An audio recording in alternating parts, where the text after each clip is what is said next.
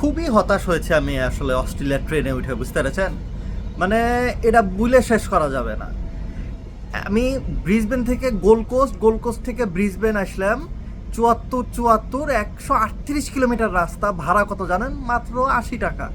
এই এই দেশের সরকারের মাথায় কিডনি নাই। এত বড় একটা এসি ট্রেন ভাড়া মাত্র 80 টাকা, এটা সহ্য করা যায় ভাই?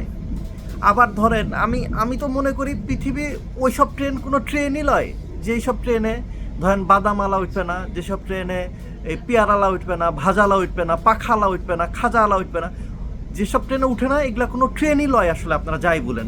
আবার ধরেন আমার বাংলাদেশের ট্রেনে আমি জানালা দিয়ে একটু মাথা বাই করে একটু ঠান্ডা বাতাস খাবো, ঘোড়ার ডিম, এগুলার কোনো সুযোগই নাই। দেখেন একদম ফিক্সড জানালা, তো এইটার কোনো ফিলিংস আছে আপনারা বলেন? আবার ধরেন যে আপনি বাংলাদেশে ট্রেনের টিকিট যারা বিনা টিকিটে ওঠে আর টিটি, এদের ভিতরে পুরাপুরি একটা লুকাচুরি খেলা হয় মাইরি, হ্যাঁ, মানে খেলা দেখতে হেভি ভালো লাগে আর কি।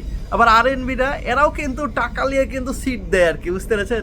আর এইখানে এগুলা কিছুই নাই, এইখানে একটা কার্ড আছে, এই কার্ডটা ঘষো, ট্রেনে উঠো, নামো, ঘুষে বাড়ি চলে যাও। আর বাংলাদেশের ট্রেনে কিন্তু আরেকটা ফিলিংস আছে, সেটা হচ্ছে ট্রেনে উঠা মানে মনে হবে যেন আপনি এক প্রকারের অলিম্পিক গেম জিতে ট্রেনে উঠেছেন, ওইরকম একটা ফিলিংস আসে। আর ঘোড়ার ডিম, এই ট্রেনে উঠে খুবই হতাশ, খুবই হতাশ।